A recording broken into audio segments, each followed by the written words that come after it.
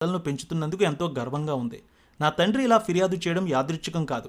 విష్ణు, ఆయన associate Vinay Maheshwari Mohan Babu university విద్యార్థులను, స్థానిక వ్యాపారులను దోపిడీ చేస్తున్నారు.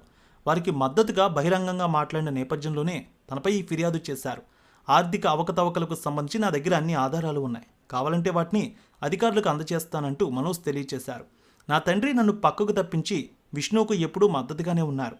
నా త్యాగాలు ఉన్నప్పటికీ నాకు అన్యాయం జరిగింది.